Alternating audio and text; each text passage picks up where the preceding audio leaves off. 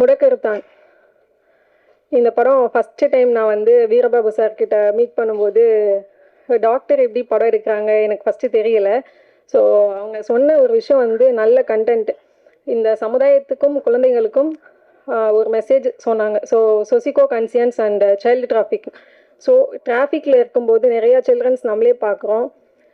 நம்ம முன்னாடி நிறையா குழந்தைங்களை வச்சுட்டு பிச்சை எடுக்கிறாங்க. ஸோ அவங்க நம்ம குழந்தைங்களான்னு இது வரைக்கும் தெரியாது. பார்க்கும்போது அந்த கார் டோர் ஓப்பன் பண்ணி ஒரு 10 ரூபாய் 20 ரூபா நம்ம போடுவோம்.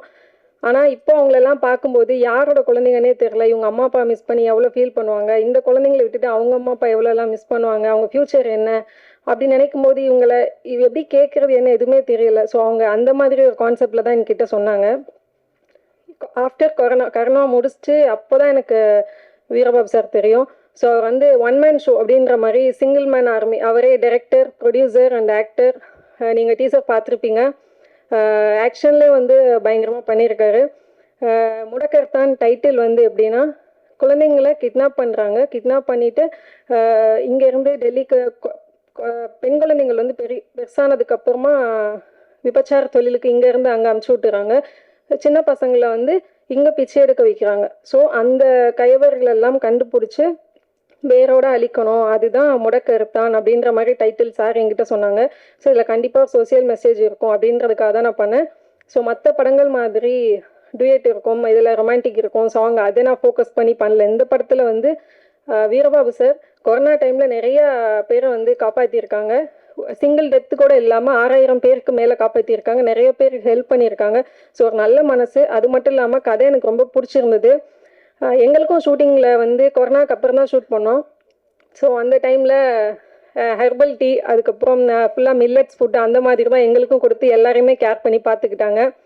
அதுக்கப்புறம் ஃபுல் அண்ட் ஃபுல்லு டைரக்ஷன் அவங்களே தான். சிற்பி சார் அவங்களோட மியூசிக்கில், சந்தான பாரதி சார் அவங்க லிரிக்ஸ்டில், சின்மை மேம் அவங்க வாய்ஸில், குழந்தைங்களுக்கான ஒரு சாங் வந்து சின்னக்குள் சித்ரா மேம் அவங்க பாடியிருக்காங்க. காமெடிக்கு எதுவும் பஞ்சமே இல்லை. ஸோ அவங்க சோசியல் மெசேஜ் சொன்னால் கூட சாம் சார், காதல் சுமார் சார் அண்ட் கொட்டாச்சி சார் அதுக்கப்புறம் எல்லாரும் பண்ணியிருக்காங்க. கண்டிப்பாக இந்த படம் வந்து நல்லா வந்திருக்கு. எல்லாரும் தேட்டரில் பாருங்கள். அதை அடுத்து January 5 வந்து கும்பாரி படம் ரிலீஸ் ஆகுது. 25 முடக்கர்த்தான் படமும் ரிலீஸ் ஆகுது. மக்கள் எல்லாரும் பேதார்வு கொடுக்கணும். 2016 15 அந்த டைம் டிசம்பரில் இங்கே சென்னையில் ஃப்ளட்டு வந்துச்சு. எல்லாரும் ரொம்ப கஷ்டப்பட்டாங்க.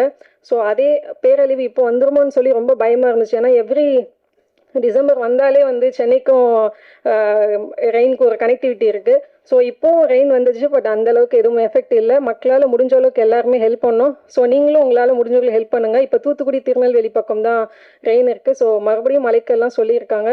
எல்லோரும் ரொம்ப சேஃபாக இருங்க. சேஃப் ரொம்ப முக்கியம். கண்டிப்பாக நீங்கள் எல்லாம் சப்போர்ட் பண்ணணும். இந்த வருஷத்தில் எனக்கு 2 படம் ரிலீஸ் ஆகிருக்கு. கருமேகங்கள் கலைகின்றன, வா வரலாமா. ஸோ ஜான்வரிலையும் ரிலீஸ் ஆகுது. மக்களோட சேஃப் ரொம்ப முக்கியம். மழை வரும்னு சொல்லியிருக்காங்க. சேஃபாக இருங்க. படத்துக்கு எல்லாரும் சப்போர்ட் பண்ணுங்கள். இந்த வருஷம் எல்லாருக்கும் சிறப்பான வருஷமாக இருக்கணும். So happy new year and prosperous new year. Happy Christmas. Thank you so much.